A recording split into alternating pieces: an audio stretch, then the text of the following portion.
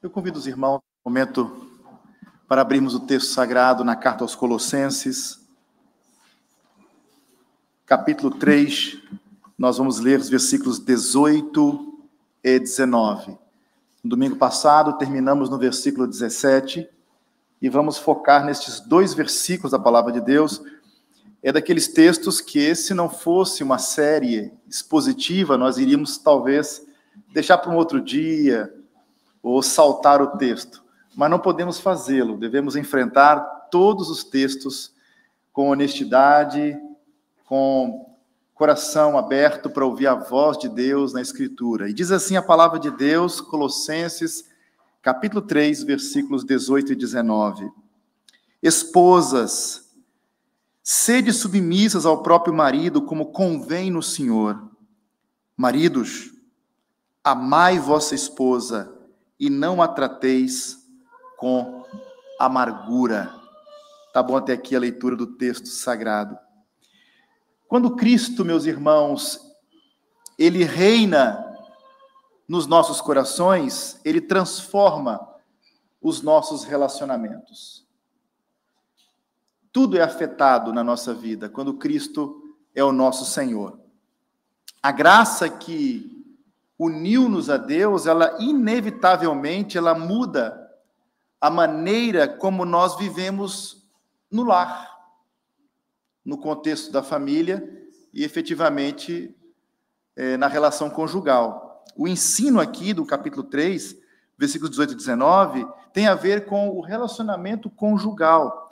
E como tal, não tem nada a ver sobre os papéis dos homens e mulheres na sociedade em geral, ou no mercado de trabalho, ou até mesmo na política. Portanto, nós estamos a falar aqui de uma maneira estendida, mas efetivamente, como o próprio texto indica, no ambiente do lar, entre marido e esposa. E o ensino aqui é que, para os cristãos, nesse caso, que querem viver, portanto, como cristãos dentro de casa e querem experimentar a vida bem-aventurada, a vida feliz que Deus pretende para eles. Então, se o irmão quer uma vida abençoada por Deus, deve seguir a orientação de Deus para a família. É um ensinamento, sem dúvida, muito necessário hoje, quando o casamento está a cair, eu diria, em descrédito ou depreciação, como aquela menina de 7 anos que tinha acabado de assistir o filme A Cinderela. Ela assistiu o filme, ficou muito empolgada, e ela estava a testar o conhecimento da sua vizinha sobre a história que ela tinha acabado de assistir. E a vizinha, ansiosa para chamar a atenção da miúda, para impressioná-la, disse: "Eu sei o que acontece no final da história." "O quê?" perguntou a miúda. E ao que a vizinha respondeu: "A Cinderela e o príncipe, eles viveram felizes para sempre." O final da história é que vão viver felizes para sempre, portanto. Essa era a ideia da vizinha. Ao que a pequena respondeu: "Oh, não, eles não conseguiram viver felizes para sempre, porque se casaram." Foi uma resposta inocente daquela miúda, involuntária, mas existem outras abordagens muito mais cruéis e muito mais subtis. Há outros que são assim mais irônicos e intencionais, como na famosa frase de William Grave. Ele diz o seguinte, ele escreveu o seguinte, que todo homem faz-se de tolo uma vez na vida, mas casar é bancar o tolo a vida toda. Uma maneira bem agressiva de contornar essa situação. Enfim, uma passagem como esta é extremamente relevante para os nossos dias. E o texto diz com muita clareza os deveres e os papéis aqui do marido e os deveres e o papel da esposa no casamento. Deus tem princípios que devem reger a postura da esposa e princípios que devem nortear também a postura do marido. Ambos, marido e mulher, têm privilégios no casamento e têm também responsabilidades. E ao contrário dos códigos domésticos helenísticos ou do contexto judaico na altura, das convenções culturais da época, que se preocupavam, sobretudo, com os direitos do chefe de família. Então, ele tinha direitos e não deveres. Paulo aqui, inspirado pelo Espírito Santo, ele aborda também os deveres do marido, o que não era próprio, não era normal naquela época. Eu vou provar por quê.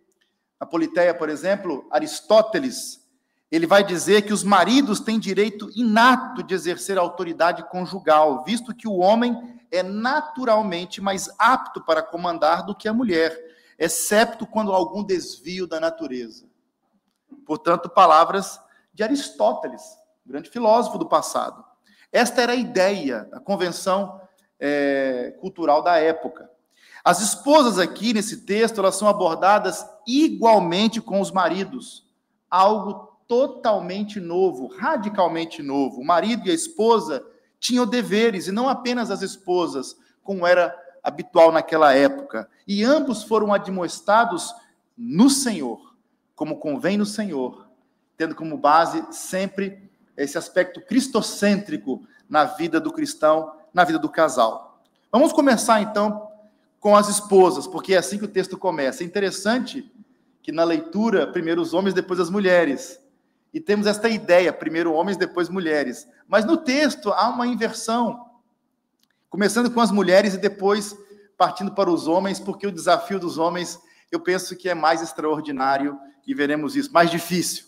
A palavra de Cristo para a mulher no lar cristão é: esposas, sede submissas ao próprio marido, como convém no Senhor. A submissão da esposa ao marido é uma ordem divina. Não é uma imposição cultural. Não é a cultura que determina, portanto, a propriedade daquilo que o apóstolo Paulo, inspirado por Deus, ordena, mas sim a exigência de Cristo à sua igreja, da palavra de Deus. A submissão da esposa ao marido é em obediência ao Senhor Jesus, é em conformidade com os papéis que foram dados por Deus na própria criação, tem a ver com a estrutura da criação. Portanto, o que Deus preparou exclusivamente para os homens e o que Deus estabeleceu exclusivamente para as mulheres, tem a ver com isto. O verbo aqui, submeter-se, que é o verbo no original, não conota inferioridade, como alguns podem pensar. O homem não é melhor do que a mulher, nem a mulher é inferior ao homem. A mulher veio do homem, o homem veio da mulher, portanto, eles são interdependentes. E vemos essa explicação de Paulo na primeira carta aos Coríntios, capítulo 11, versículos 11 e 12. Portanto, não há superioridade ontológica no sentido de ser. São dignos, imagem e semelhança de Deus, portanto, um valor igual aos olhos de Deus. E submeter-se aqui é um imperativo presente médio na língua grega, significando que a esposa tem a responsabilidade de submeter-se voluntariamente ao seu marido. No texto, não há nenhuma sugestão de que o marido possa obrigar ou possa exigir a submissão da esposa, mas ela deve voluntariamente submeter-se como convém no Senhor. E submissão aqui aponta para a chamada da esposa para honrar e para afirmar a liderança do seu marido e para ajudá-lo a exercer o seu papel na família, para que as coisas funcionem devidamente. Não é aqui uma rendição absoluta à vontade do marido, pois Cristo é a autoridade absoluta e não o marido. Não é uma rendição absoluta a todos os caprichos do marido, mas tem a ver, claro, é uma autoridade relativa. Nesse sentido, então, a submissão não é sinônimo de servidão, de escravidão, não é ser uma escrava do marido, como às vezes algumas irmãs pensam que o texto significa. A autoridade do marido no lar, ela é funcional. Portanto, o marido não é o Deus do lar, evidentemente. A autoridade do marido é derivada e ela é condicionada ao senhorio do Senhor Jesus Cristo. Ao senhorio de Cristo. Ele é o Senhor da nossa casa. É a Ele que devemos submissão total e absoluta. E o texto qualifica a submissão aqui, dizendo que a esposa deve ser submissa como convém no Senhor. Essa qualificação no texto ela é importante porque acima do marido está o Senhor, ou seja, a submissão da esposa ao marido não é ilimitada com respeito a qualquer coisa que o marido venha a reivindicar.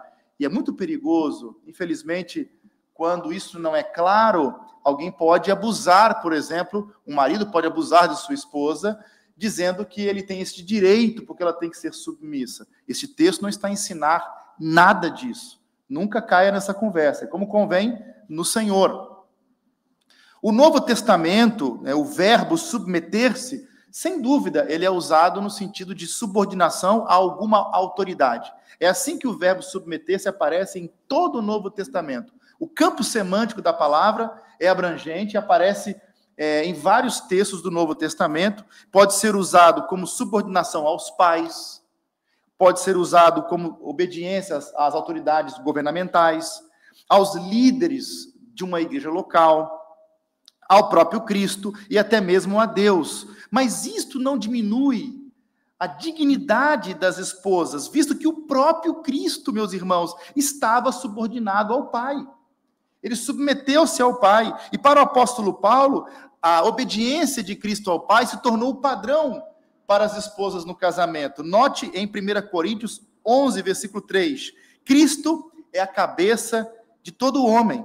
O homem é a cabeça da mulher. E Deus é a cabeça de Cristo. Deus Pai e Deus Filho, essencialmente, partindo da mesma e única essência.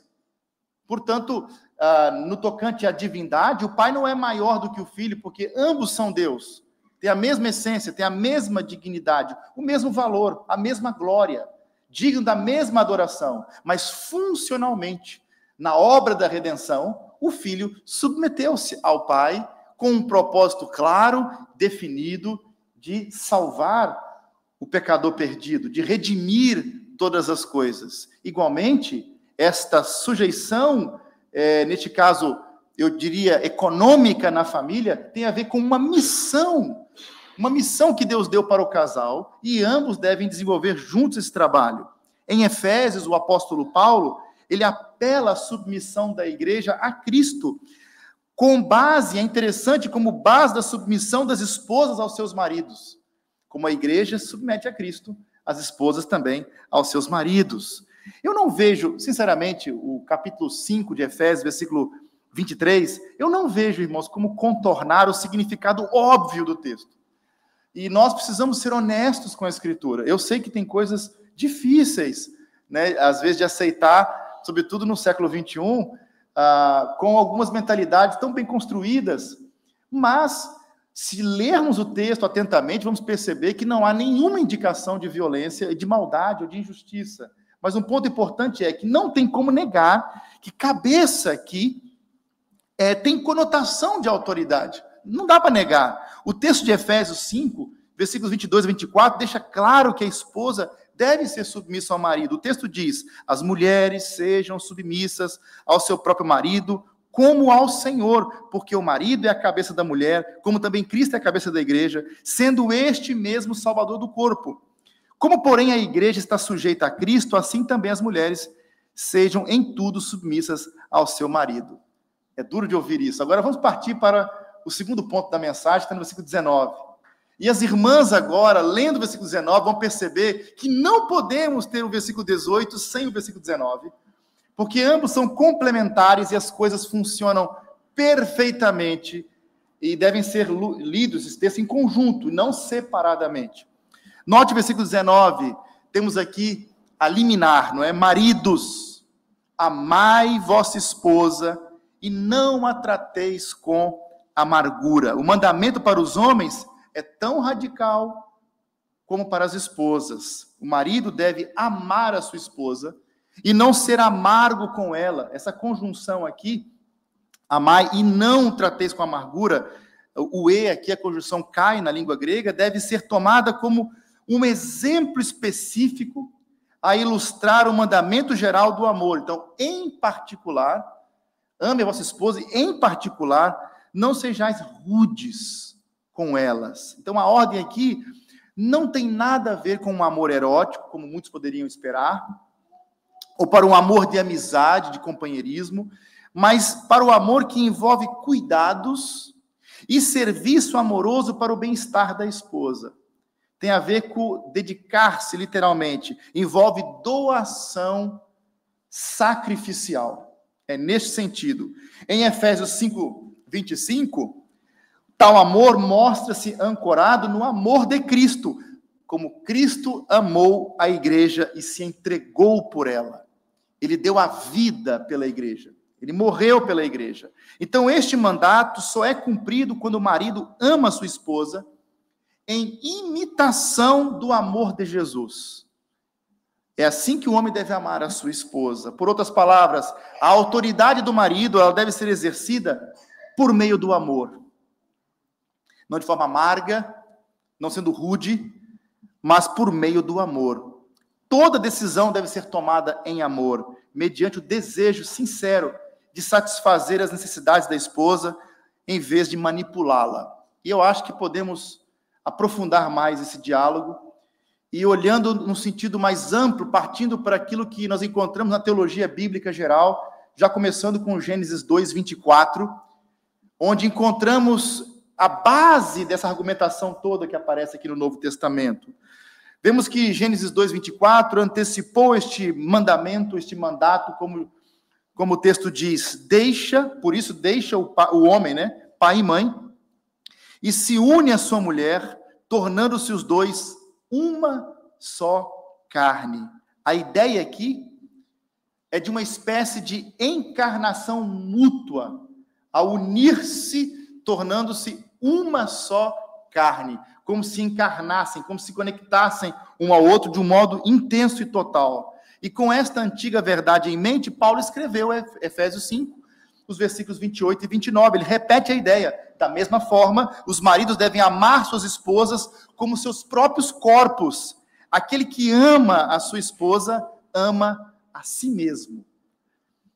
No momento do casamento, há uma união tal que é como se fosse uma encarnação, uma só carne, de modo que, ao amar a esposa, o homem está amando o seu próprio corpo, a si mesmo. Então, o marido, ele deve ter unidade espiritual com a sua esposa, ele deve encarnar-se nas emoções dela, nos processos mentais dela, amá-la como ele ama o seu próprio corpo, sentir, estar em harmonia com os sentimentos dela. O médico, conhecido Dr. Robert Caesar, ele escreveu um livro sobre lições mortais. Ele tem uma nota sobre a arte da cirurgia no seu livro, e ele fala sobre a realização de uma cirurgia para remover um tumor, do qual era necessário cortar um nervo facial, deixando a boca de uma jovem permanentemente torcida, portanto, e em paralisia, efetivamente. Ele narra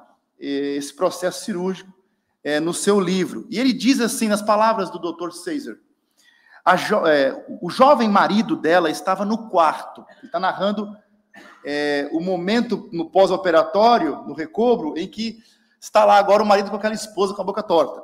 Então ele vai narrar o fato. Ele estava ao lado oposto da cama e juntos eles pareciam morar na luz da lâmpada da noite, isolada de mim, privada. Quem são eles? Pergunto-me.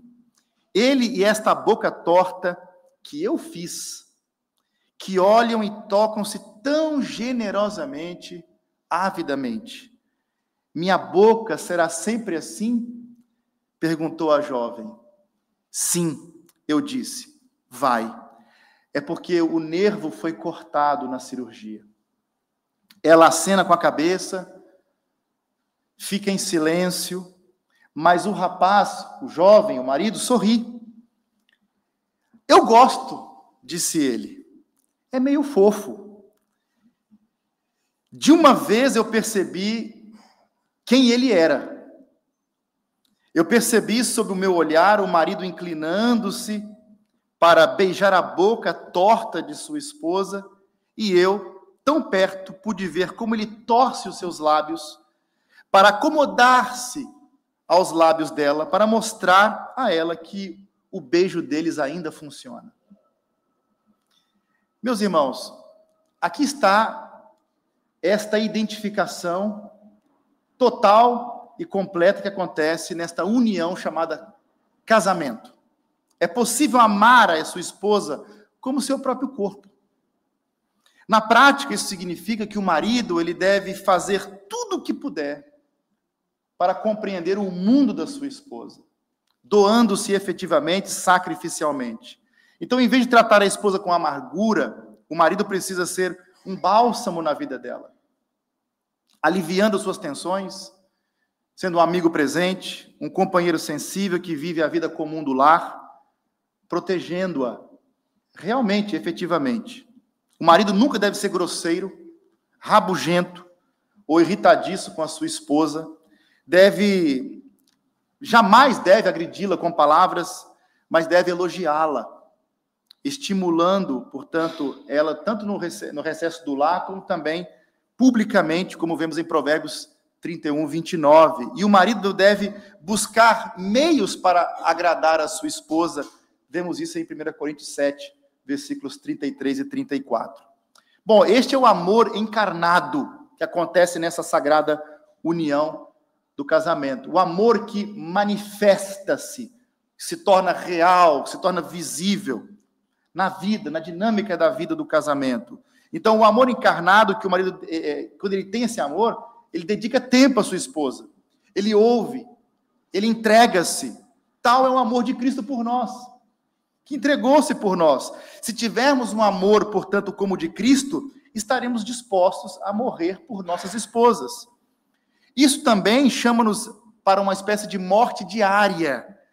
Isso é muito difícil, porque nós temos nossos próprios objetivos, nós, através de uma lógica racional, matemática muito clara, temos muita dificuldade, às vezes, com reações sentimentais que, na interpretação literal, não faz muito sentido, e é muito difícil encaixar as coisas.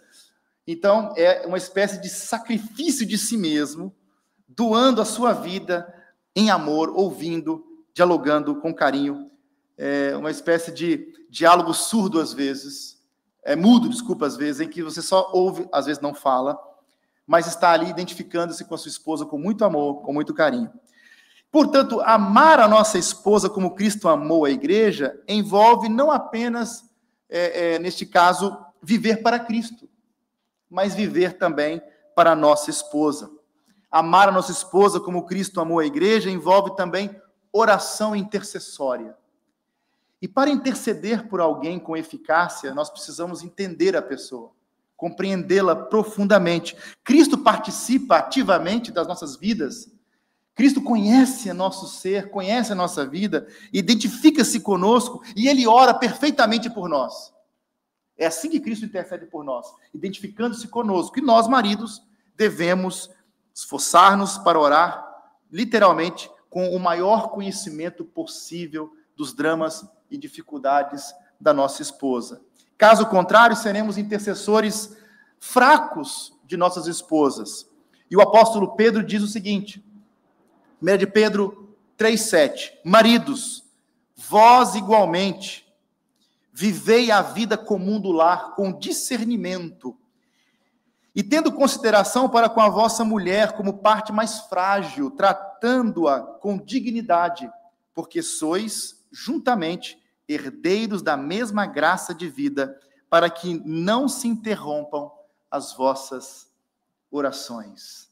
É muito sério isso. Devemos orar por nossas esposas nos detalhes íntimos, tendo em vista conhecê-la, conviver com ela e saber das coisas. Isso exige estar todos os dias enfrentando, conhecendo e convivendo diariamente com ela. Portanto, elas precisam de oração pelos problemas que enfrentam no dia a dia, por se relacionarem com as crianças, o modo como se relacionam com as crianças, por suas inseguranças, por seus desafios. O marido precisa entender isso e estar em oração com ela nesse sentido. Este é o amor que está aqui revelado, um amor que se doa, um amor como o de Cristo. Temos aqui, então, duas chamadas radicais. Vamos concluir, então, com o argumento dos 2 versículos 18 e 19. Temos uma chamada para as esposas, que é submissão, E outra para os maridos, amar como Cristo ama. Esses mandamentos não devem ser lidos isoladamente. Eles vão juntos. Eu vou explicar por quê. É um absurdo para um marido cristão exigir a submissão de sua esposa se ele não a ama radicalmente. Não faz muito sentido. Da mesma forma, é incoerente para uma esposa que não é submissa exigir tal amor sacrificial do seu marido. É maldade, efetivamente. Então, a plenitude no casamento, ela é uma entrega total. É uma santificação mútua, em que um exerce uma influência espiritual benéfica na vida do outro, é um discipulado íntimo. É algo extraordinário. Deus está usando, irmão, a sua esposa, para moldar o irmão, para afinar o irmão, até o dia da volta de Jesus. E, igualmente, o marido tem essa função no casamento cristão. Onde Cristo reina, não há vencedores ou perdedores. Onde Cristo reina, há comunhão, há glória refletida, há um testemunho vivo do Evangelho, da graça de Deus. Portanto, submissão e amor são duas palavras, infelizmente, que o mundo distorce. Infelizmente. Mas no reino de Cristo, são os caminhos para a plenitude de vida, seja na família, seja na igreja. Portanto, o lar que se submete ao senhorio de Cristo é o lugar onde a graça de Deus floresce, onde as pessoas são abençoadas, onde a esposa é feliz ao ser amada por um marido assim, onde este marido é feliz ao saber que tem um auxiliador idônea, que lhe corresponde, que lhe auxilia, está ao lado dele em todos os momentos, ajudando, portanto, a cumprir uma missão tão séria que é levar adiante uma família para a glória de Deus. Se alguém aqui hoje que ainda não se arrependeu dos seus pecados e não creu em Jesus, dificilmente poderá viver essa dinâmica aqui do casamento. Portanto, o Evangelho de Cristo transforma a nossa vida e transforma nossos relacionamentos. Hoje é dia de salvação. Se arrependa, creia em Jesus, seja salvo. E que essa mensagem de salvação transforme sua vida, sua esposa e sua família. Se por acaso alguém aqui, alguma irmã que está casada com um descrente, ore por ele, cumpra o seu papel, exerça-o em Cristo como convém no Senhor. Igualmente o marido. Não se separe da sua esposa, meu irmão. Não faça isso também, irmã. Leia 1 Coríntios capítulo 7. Como você veio, permaneça. É esse o mandamento do Senhor para os casados. E que o Senhor vos abençoe. Possamos ser uma família feliz, uma família de famílias, como é a igreja, para a glória do nosso Deus.